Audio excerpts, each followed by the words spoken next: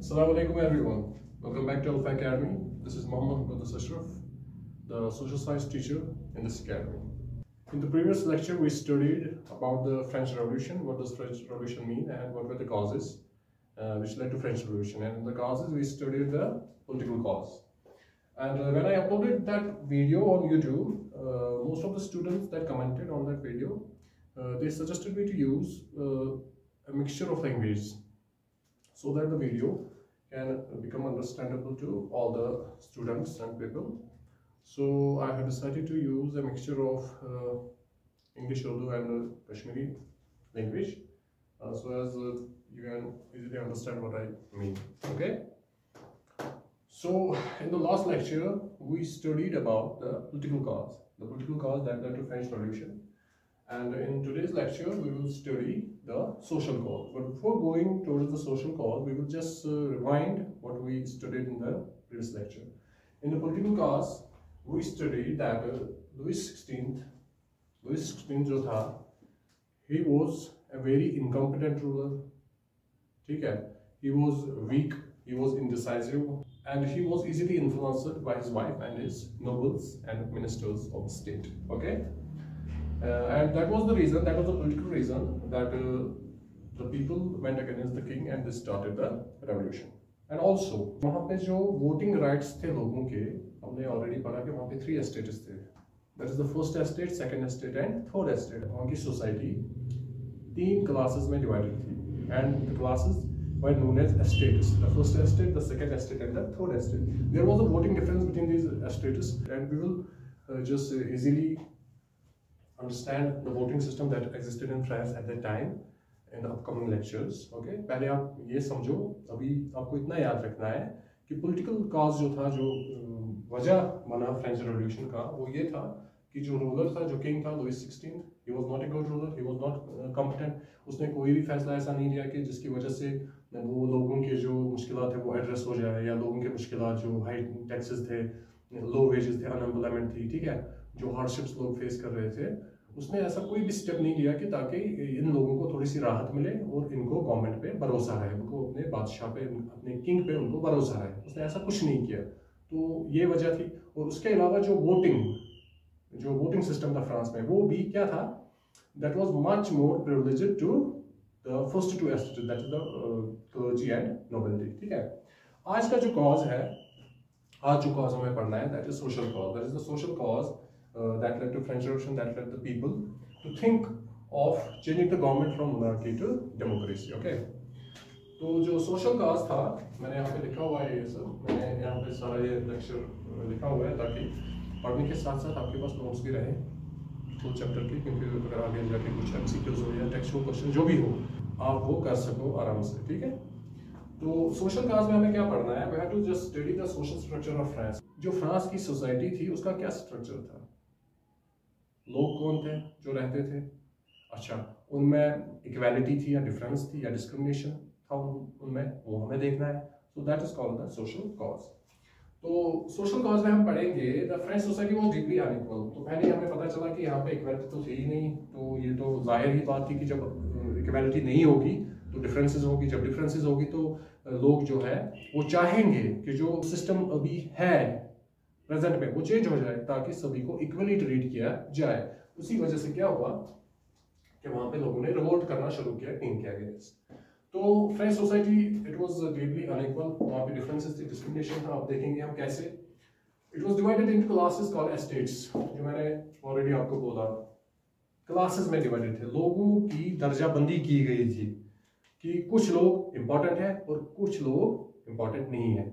That we meant from classes. और इन classes को बोलते थे एस्टेट्स. और टोटल नंबरिंग थी इन एस्टेट्स की 3. There were 3 estates that were in the French society at the time of the revolution, that is in 1789. ठीक है. तो 3 एस्टेट्स थी. अभी आप ये याद रखोगे कि 3 एस्टेट्स थी. इसका मतलब कि लोग 3 ग्रुपों में डिवाइड किए गए थे. ठीक है. Division of the French society. जो फर्स्ट एस्टेट थी यहाँ पे, पहले आप ऐसे ही नाम सुनो. जो फर्स्ट एस्टेट थी उनको बोलते थे the clergy. Second estate that was known as the nobility, and the third estate it was known as commoners. ठीक है. And the third estate they were known as commoners. अब हम डिटेल में पढ़ेंगे ये क्लर्जी कौन थे, नोबिलिटी कौन थे और कॉमनर्स कौन थे, ठीक है। तो उसके बाद तो first estate, the first estate was known as clergy और उनकी पॉपुलेशन थी फ्रांस में 0.5%। 0.5%, इसका मतलब है बहुत कम लोग थे, बहुत कम लोग थे जो इस ग्रुप में आते थे। किस ग्रुप में? क्लर्जी में। जो एक क्लर्जी ग्रुप था इसमें कौन लोग आते थे? फिर इसमें आते थे priests and other church officials. इसका मतलब ये है कि फ्रांस में जो रिलीजन था दैट वाज क्रिश्चियनिटी, ठीक है। तो क्रिश्चियनिटी में कौन हेड होता है? That is a priest. Religious place कौन होती है? That is church. The church official जो वहां पे थे लोग जो चर्च में होते थे और जो प्रीस्ट वगैरह होते थे वो इस ग्रुप में आते थे। किस ग्रुप में? क्लर्जी में, ठीक है। अगर एग्जाम्पल दे तो हमारी सोसाइटी में जो हमारे मौलवी साहब और पीर साहब है वो इस ग्रुप में आएंगे। अगर हम क्या करें, अगर हम एग्जाम्पल के तौर पर ले लें अपनी सोसाइटी में, अगर हम देखें रिलीजियस पीपल कौन है? मौलवी साहब और पीर साहब, वो आएंगे किसमें? वो आएंगे इस ग्रुप में, that is the clergy. They own 10% of the land. The clergy, the group of the clergy in France, they just own 10% of the land। 10% land, जमीन जो थी वो इनके डायरेक्ट कंट्रोल में थी। किनके? चर्च के डायरेक्ट कंट्रोल में, ठीक है। अब आप ये सोच सकते हो कि चर्च वाले जो लोग हैं उनको जमीन किस लिए चाहिए, ठीक है। जमीन इसलिए चाहिए क्योंकि जो किंग होता था, so as to win the support of the religious people, last में क्या होता था, पिछले जमाने में ऐसा होता था कि जो भी राजा होता था वो रिलीजियस लोगों को खुश करने के लिए उन्हें कुछ लैंड ग्रांट्स देता था, ठीक है। जैसे कि अगर हम देखेंगे जैसे वक्फ बोर्ड है, ठीक है। वक्फ जमीन जो है वो कौन सी जमीन है? वो राजा देता था किसको? किसी मस्जिद को, किसी जियारत को, ठीक है। किस लिए? कि उसका खर्चा उठाने के लिए, जो भी वहां पे रिनोवेशन होती है, डेकोरेशन होती है, या कोई शबखानी होती है, या कोई भी वहां पे कोई उर्स मुबारक जो भी होता है, ठीक है, वहां पे जो भी उसके एक्सपेंसेस होते हैं वो कहाँ से निकालेंगे? उसी जमीन से, वहां से जो क्रॉप्स निकलते हैं, ठीक है। या कोई आज दुकानें किसी वक्त जमीन पे वो किराए को देते हैं वो, ठीक है। फिर वहां से जो पैसा आता है उसी पैसे में वो सारा कुछ वो मैनेज करते हैं। उसी तरीके से उस टाइम में भी फ्रांस में क्या होता था कि जो किंग होता था, क्योंकि सारी जमीन जो थी, it was believed that the whole land that belong to the king was the actual owner of the land. अब जब राजा पूरी जमीन का मालिक है तो वो जिसे चाहेगा वो उसे जमीन दे सकता था, ठीक है। उसी तरीके से जो राजा था उसने चर्च को कितनी जमीन दी थी? उतनी जमीन दी थी कि वो 10% बनता था टोटल लैंड का फ्रांस में, ठीक है। चर्च वाले लोगों को, ठीक है, चर्च को, प्रीस्ट्स को 10% लैंड ये ओन करते थे, ठीक है। उसके बाद दे पेड नो टैक्सेस। कोई भी टैक्स ये पे नहीं करते थे। कौन? चर्च वाले लोग जो प्रीस्ट्स होते थे उन्हें गवर्नमेंट की तरफ कोई भी टैक्स नहीं देना पड़ता था। अगर हम आज की एग्जांपल ले ले तो चाहे कोई मौलवी साहब हो, पीर साहब हो, ठीक है, कोई भी आम आदमी हो या बाकी जो भी लोग हो, सभी को टैक्स देना पड़ता है। चाहे वो प्रॉपर्टी टैक्स हो, चाहे वो डेली यूसेज में जो हम आइटम्स यूज करते हैं उसका टैक्स हो, सभी को देना पड़ता है। According to the level of the income हमें टैक्सेस देने पड़ते हैं। लेकिन फ्रांस में जो पहली इनइक्वालिटी हमें दिख रही है अभी इस लेक्चर में वो ये है कि वहां पे जो प्रीस्ट्स थे, जो क्लर्जी के लोग थे, उन पे कोई टैक्स नहीं था। They were exempted from the taxes। उन्हें कोई भी टैक्स पे नहीं करना पड़ता था गवर्नमेंट को, ठीक है। और टैक्स पे करना तो दूर की बात है, वो पीजेंट्स से टैक्स लेते थे। कौन? चर्च वाले लोग। वो पीजेंट्स मतलब फार्मर्स जो वहां पे खेती बाड़ी करते थे, जो किस ग्रुप में आते थे? थर्ड एस्टेट में, कॉमनर्स में, आम लोग। जो उन आम लोगों में कौन थे? जो वहां पे फार्मर्स थे, जो खेती बाड़ी करते थे, क्रॉप्स ग्रो करते थे, उन्हीं लोगों को, चर्च वालों को, इसका मतलब क्लर्जी ग्रुप को टैक्स देना पड़ता था। और उस टैक्स का नाम था टिथ, ठीक है। उस टैक्स का नाम था टिथ। सो टिथ जो टैक्स था वो कौन देते थे? The tax was paid by the peasants that belong to the third estate to the clergy वालों को देना पड़ता था। और अगर इस टिथ के बारे में हम थोड़ा सा और पढ़े तो टिथ का लिटरल मीनिंग अगर हम देखें तो टिथ का मतलब है it means 1/10 of the agriculture produce और इनकम। जो भी आपके लैंड से जो भी क्रॉप निकलता है उसका 1/10 जो हिस्सा है वो आपको किसको देना है? चर्च को। किस वजह के लिए? इसी वजह के लिए कि चर्च में जो भी एक्टिविटीज होती है, ठीक है, चर्च में जो भी एक्टिविटी होती है, प्रेयर से लेकर जो भी इनके रिलीजियस फेस्टिवल्स होंगे या जो भी होगा, वो सभी मैनेज करने के लिए, वो एक्सपेंसेस मीट करने के लिए उनको क्या करना पड़ता था, उन्हें एक टिथ नाम का टैक्स इसको देना पड़ता था, क्लर्जी को। तो यहाँ पे हमें समझ में आता है कि अगर आज की सोसाइटी में हम देखें, अगर हम एग्जाम्पल के तौर पे ले, आप ये समझ लो कि जो मौलवी साहब और पीर साहब है, गवर्नमेंट उनको बोले कि मौलवी साहब और पीर साहब उनको कोई भी टैक्स नहीं देना है, और सभी लोगों को, ठीक है, आम लोगों को जो भी खेती बाड़ी करते हैं उन्हीं को उन्हें टैक्स देना है, तो कितनी बड़ी ये होगी, मतलब नाइंसाफी होगी, इनइक्वालिटी होगी। So that was inequality that existed in France at that very time, ठीक है। उसके बाद they lived a luxurious life. तो जाहिर सी बात है, जब इतना पैसा होगा, एक तो टैक्स भी नहीं देना है और ऊपर से वही से पैसे लेने हैं बाकियों से, तो लग्जरियस लाइफ, एक ऐशो आराम की जिंदगी तो जिएंगे ही वो। तो this was the first estate that was known as the clergy, that means the religious heads. यहाँ पे हमें और एक चीज समझी कि there was a tax that was known as tithe and it was paid by the peasants to the clergy and it was 1/10 of the produce और income, ठीक है। उसके बाद जो सेकंड एस्टेट आती है, that is called the nobility. जो second estate, जो सेकंड ग्रुप था, जो सेकंड क्लास था फ्रेंच सोसाइटी में, it was consisted of the nobility. अब नोबिलिटी में कौन लोग आते थे, ठीक है। नोबिलिटी में आते थे included nobles and feudal lords. Nobles मतलब जो गवर्नमेंट का हिस्सा होते थे, ठीक है। एक तो होता था किंग और उसके बाद आते हैं उसके नोबल्स, मतलब उसके मिनिस्टर्स, ठीक है। और फ्यूडल लॉर्ड्स भी यही नोबल्स है जिन्हें लैंड ग्रांट्स दिए जाते हैं। अगर आपने मुगल एम्पायर पढ़ा होगा क्लास 7 में, तो वहाँ पे आपने मनसबदारी और जागीरदारी सिस्टम पढ़ा होगा। तो एक राजा जो होता था, एक किंग जो होता था, एक एम्परर जो होता था, सारी जमीन उसकी, जो मैंने पहले भी बोला ये कंसेप्ट था कि सारी जमीन उसी की है। उसके बाद जिसे वो चाहता उसे वो जमीन देता था, जैसे कि क्लर्जी को दिया, रिलीजियस लोगों को। उसके बाद वो बाकी जो जमीन रहती थी किनको देता था, वो देता था अपने नोबल्स को, और वही नोबल्स फिर क्या बनते थे, फ्यूडल लॉर्ड्स, मतलब लैंड लॉर्ड्स, लैंड होल्डर्स, ठीक है। तो इस नोबिलिटी ग्रुप में यही आते थे। इनकी पॉपुलेशन कितनी थी, it was 1.5% of the French population. They consisted of 1.5% of the French population, और इसमें आते थे नोबल्स और फ्यूडल लॉर्ड्स। उसके बाद they own 20 to 25% of the land. 20 to 25% land जो था कहाँ पे, फ्रांस में, वो इनके डायरेक्ट कंट्रोल में था। इनके डायरेक्ट कंट्रोल में, नोबल्स और फ्यूडल लॉर्ड्स के कंट्रोल में। उसके बाद दे पेड नो टैक्सेस,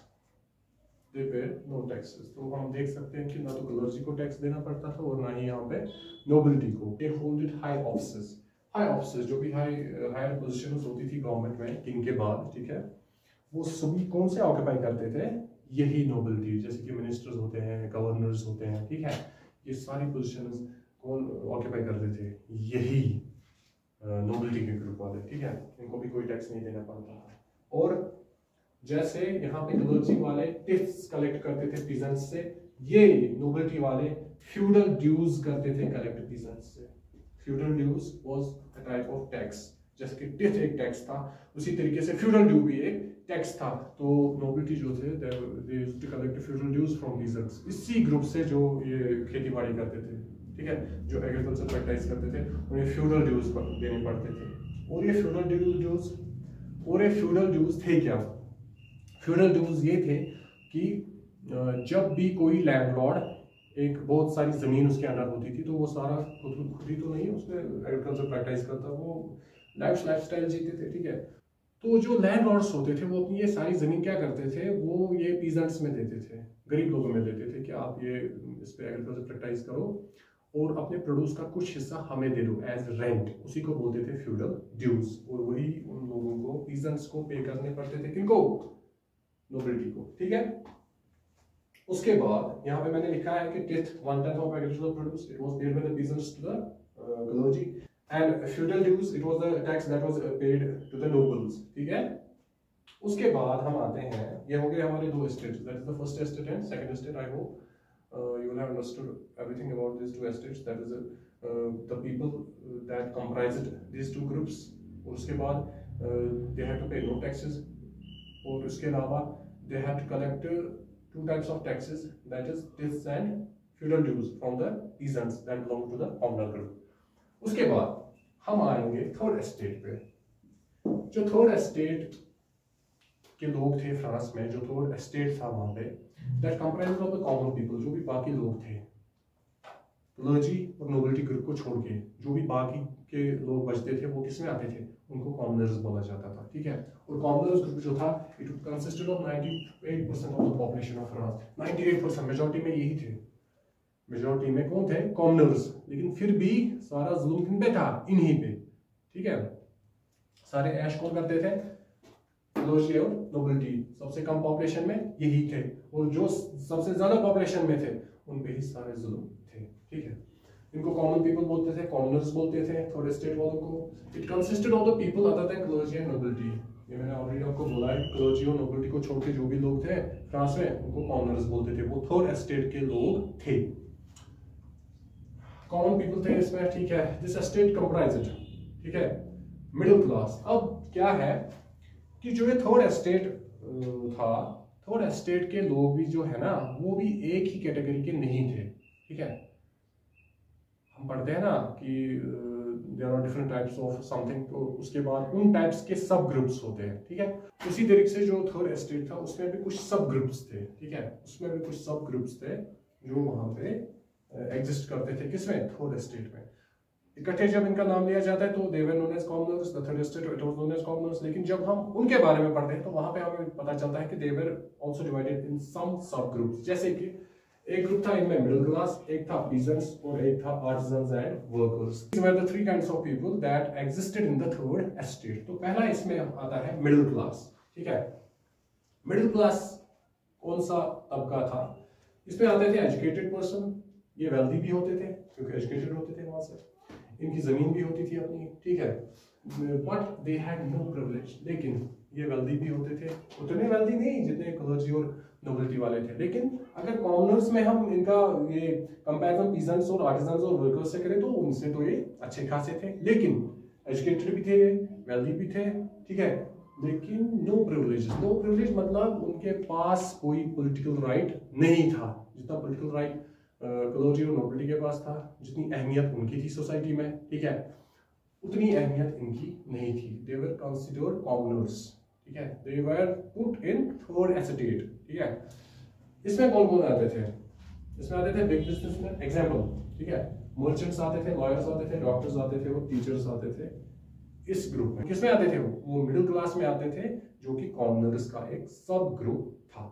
ये जो ये मिडिल क्लास वाले थे, मिडिल क्लास ग्रुप जो था इसमें कॉमनर्स में, ये कौन से टैक्सेस पे करते थे, ये पे करते थे indirect taxes, that is the taxes on the daily goods जो कॉमन यूज में आते हैं, रोजमर्रा की चीजें, उन पे जो टैक्स होता था, जैसे कि हम आज पे करते हैं, ठीक है। तो उसी तरीके से इनको भी वही टैक्सेस देने पड़ते थे, ठीक है। इनको इनडायरेक्ट टैक्सेस हम बोलते हैं, जो इन्हें देने पड़ते थे, किसको, मिडिल क्लास को। और जैसे कि इसमें एक टैक्स का जिक्र आता है, दैट इज गैबल, ठीक है। गैबल ये एक साल्ट टैक्स था जो इन्हें पे करना पड़ता था गवर्नमेंट को। उसके बाद मैंने ऑलरेडी आपको बोला कि दे लैक्ड पॉलिटिकल पावर, ठीक है। They were educated, they were having some sort of wealth, but they lacked, they had no privileges and they had no political right. उसके बाद हम आएंगे, सबसे ज्यादा जुल्म जिस कम्युनिटी पे था, सबसे ज्यादा जुल्म जिस ग्रुप पे था कॉमनर्स में से, ठीक है, वो थे ये पीजेंट्स। पीजेंट्स मतलब जो फार्मर्स थे, जो लैंड कल्टीवेट करते थे, the people whose livelihood was totally dependent on the land, on agriculture, ठीक है, they were known as peasants। ये क्या थे, they were rural workers। तो हमें भी पता है कि two types of areas, that is rural and urban। rural मतलब गांव, urban मतलब शहर। अच्छा, उसके बाद they were poor, paid heavy taxes। ये गरीब थे, ठीक है, क्योंकि एग्रीकल्चर से इनकम होती कितनी है, ठीक है। ये एग्रीकल्चर प्रैक्टिस करते थे लेकिन सब्सिस्टेंस लेवल पे। लेकिन पुअर होने के बावजूद इन्हें हैवी टैक्सेस पे करने पड़ते थे, जो मैंने ऑलरेडी आपको बोला कि इनको क्या क्या पे करना पड़ता था। इनको तो पहले करना पड़ता था टिथ पे, किसको, चर्च को। उसके बाद इनको करना पड़ता था पे फ्यूडल ड्यूज, किसको, नोबिलिटी को। और उसके अलावा और एक टैक्स जो यहाँ पे मैंने लिखा है उसका नाम था टेल।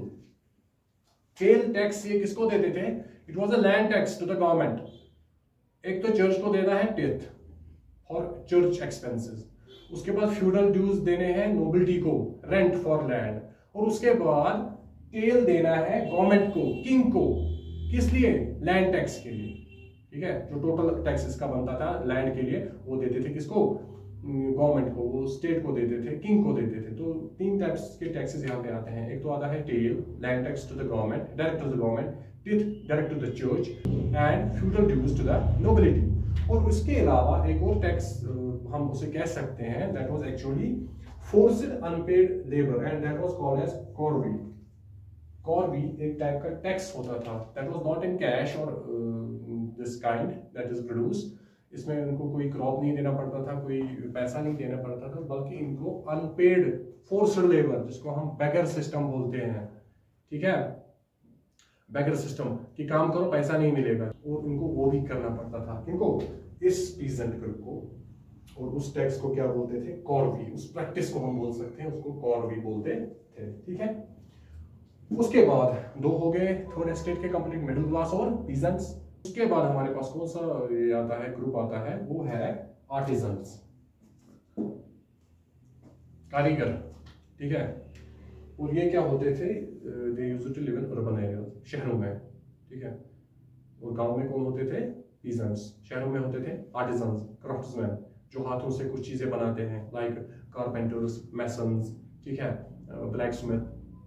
ये वो लोग थे जो आर्टिजन्स थे, क्राफ्ट्समैन थे। उनको क्या करना पड़ता था, उनको कौन कौन सी प्रॉब्लम जो फेस करनी पड़ती थी। पहला तो हम देखेंगे कि उनको कौन सा टैक्स देना पड़ता था। उनको भी इनडायरेक्ट टैक्स देना पड़ता था डेली आइटम्स पे, जो भी वो खरीदते थे, ठीक है। उन पे जो भी टैक्स लगता था उन्हें वो भी देना पड़ता था, वही देना पड़ता था। और ये सारे टैक्सेस जो टेल, टिथ, फ्यूडल ड्यूज, उनके पास जब जमीन थी नहीं तो वो देते क्या, तो उनके पास डायरेक्ट लगता था कौन सा टैक्स, इनडायरेक्ट टैक्स। लाइक जो मैंने ऊपर एग्जांपल दी थी, गैबल, जो साल टैक्स देना पड़ता था मिडिल क्लास को, ठीक है। उसी तरीके से इनको भी यहाँ पे मैंने एग्जांपल में यही लिखा है, gabelle, that is salt tax. उसके अलावा the taxes on wine, bread, tobacco, these were some kinds of indirect taxes that they had to pay, ठीक है। उसके बाद प्रॉब्लम क्या थी इनमें, प्रॉब्लम जो ये फेस करते थे वो था लो वेजेस, ठीक है। ये लेबरर्स होते थे ना, ठीक है, कारीगर थे, काम करते थे, लेकिन वेजेस क्या थे, कम। राइजिंग फूड प्राइसेस, लेकिन इन्फ्लेशन मतलब जो फूड प्राइसेस थे, जो इन्हें खाने पीने के लिए सामान लाना पड़ता था, उनका प्राइस दिन ब दिन बढ़ता जा रहा था। वहां से जो ये पैसे कमाते थे, जो उनको मजदूरी मिलती थी वो कम मिलती थी, तो सबसे बड़ी प्रॉब्लम है। और अनएम्प्लॉयमेंट, और कभी कभार ऐसा होता था कि उन्हें काम मिलता ही नहीं था। तो ये प्रॉब्लम थी किनकी, आर्टिजन्स की। तो हमने यहाँ पे समझा कि जो थर्ड एस्टेट, जिसे हम कॉमनर्स बोलते हैं, जिनकी 98% पॉपुलेशन थी, तो उनमें फर्दर सब ग्रुप्स कितने थे, 3। पहला तो मिडिल क्लास, दूसरा पीजेंट्स, और तीसरा artisans and workers. They were all called as commoners and they had to pay different kinds of taxes and they lacked political rights, they lacked any kind of privilege। उन्हें कोई भी अहमियत, कोई भी importance, कोई भी सियासी हुकूक, पॉलिटिकल राइट, ठीक है, उन्हें नहीं दिया जाता था। And that was the worst type of discrimination that they had to face at that time in France. तो आज का लेक्चर जो था, हमने इसमें डीपली पढ़ा कि the estate system in the society of France, ठीक है, that is the clergy, the nobility and the third estate। I hope कि आपको ये समझ में आ गया होगा। तो हमने अभी तक क्या पढ़ा, हमने पढ़ा फ्रेंच रेवोल्यूशन किसे कहते हैं, इसके काजेस क्या है, पॉलिटिकल काज पढ़ा, और ऊपर से पढ़ा सोशल काज। इंशाल्लाह इन द अपकमिंग लेक्चर हम क्या पढ़ेंगे, हम पढ़ेंगे कि जो ये सोशल स्ट्रक्चर ऑफ फ्रांस था, इसकी वजह से कौन सी प्रॉब्लम्स, अभी हमने थोड़ी सी डिस्कस की, लेकिन आई थिंक दैट ये मैं अच्छे से आपको रिटन फॉर्म में दूंगा कि प्रॉब्लम्स क्या थी, जिसकी वजह से ये भी एक काज बना, किस लिए, रेवोल्यूशन के लिए, ठीक है। Till then stay connected to Alpha and like, share and subscribe. Be the best, be alpha.